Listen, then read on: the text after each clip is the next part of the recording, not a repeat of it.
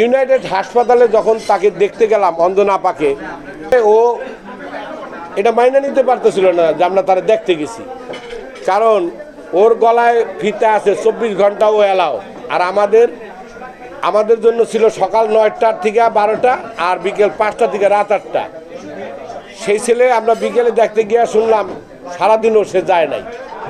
তাকে বারবার কেয়া ভাবি ফোন দিতেছিল, সে ফোনও রিসিভ করতেছে না। তো শুনলাম তুমি অসুস্থ, সে সিসিউতে আছে, তোমরা তাকে বঙ্গবন্ধু শেখ মুজিব বিশ্ববিদ্যালয় এখানে নিয়ে যাবা। কারণ কি? ওই তো পিজি। তো বললো কি যে মামার টাকা নাই।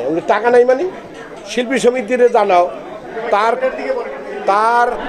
তার সহকর্মীদেরকে জানাও। তখন বললো মামা জানাইছি। কারে কারে? নায়ক আলমগীর সাহেব আঙ্কেলরে জানাইছে, সোহেল রানা আঙ্কেলরে জানাইছে, আর মিশা সওদাগর আঙ্কেলরে জানাইছে।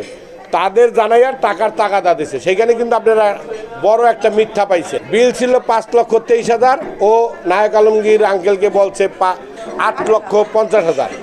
তার মানে মৃত্যু সেই জায়গাও তার একটা কি বলবো, ধান্দা না বাণিজ্য, আচ্ছা মুনাফা খুঁজছিল। যাই হোক, XYZ। তো যেই লোক মৃত্যুর সাথে পাঞ্জা লড়ছে, তারে নিয়ে ব্যবসা করে, ধান্দা করে, তাহলে তার রাখা যদি কোনো সম্পদ থাইকে থাকে তাহলে অবশ্যই সেটা আত্মসাৎ করছে। সেইখানে অঞ্জনা আপার একটা সুই থাকলো, আমার আন্নার বা আমাদের কোনো চাওয়া নাই। উনি যদি বাংলাদেশের অর্ধেক কিনা রেখাও যায় তা নিয়েও চাওয়া নাই, কিন্তু একটা কষ্ট আছে। অঞ্জনা আপার চিকিৎসাটা আমার ব্যক্তিগত মতামত যেইভাবে হওয়ার কথা সেইভাবে হয় নাই। সিসিউতে রাখা রুগীটা এই বঙ্গবন্ধু শেখ মুজিব বিশ্ববিদ্যালয়, যেটা সাবেক পিজি, আনা মাত্রই লাইফ সাপোর্ট। একদিন যাওয়ার পর দ্বিতীয় দিনের রাত্র 1:30 বাজে, না 1:30 বাজে তিনি ইন্তেকাল করলেন। এটা তো আমাদের কষ্ট থাকবে ভাই, আমরা তো তার সাথে ছবি করি নাই, কিন্তু সম্পর্ক তো সেই 2007 থেকে এই পর্যন্ত। পিজিতে আনার আগে উচিত ছিল সিনিয়র আর্টিস্টদের সাথে, শিল্পীদের সাথে বৈশা টাকা ম্যানেজ করে তার ওই জায়গায় শেষ চিকিৎসা পর্যন্ত টার্গেট উচিত ছিল। কিন্তু আসলে যে তার নিজের মা মারা গেছে, আপনারা বিভিন্ন চ্যানেলে সাক্ষাৎকার দেখছেন যে নিজের মা মারা গেছে, তারে দেখতে যায় নাই, সে তার ডাকা মারে কি দেখবে বলেন? এইটি আমার আপনাদের কাছে প্রশ্ন। মণিকে আমরা ছোট ভাই হিসাবে জানতাম যতদিন অঞ্জনা আপার ছোট ভাই ছিল। মণিকে আমরা সন্তান হিসাবে জানি যখন থেকে 2021 থেকে অঞ্জনা আপার সন্তান হইল।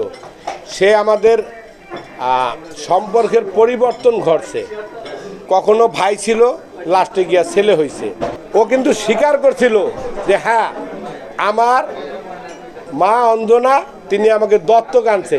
আগে কিন্তু বলে নাই, সে বলছে তার জন্মের সেইখান থেকে আসছে দত্তক। দত্তক বলতে কি বুঝি? দত্তক বলতে নিঃসন্তান, যে সে একটা বাচ্চাকে আনে, তাও যে পরিবার থেকে আনে সেখানে বোধহয় একটা লেখাপড়া হয়, আমার জানা মতে এফিডেভিট হয়। আদৌ কি সে আপনাদের কোনো কাগজ দেখাইতে পারছে? মনে হয় না।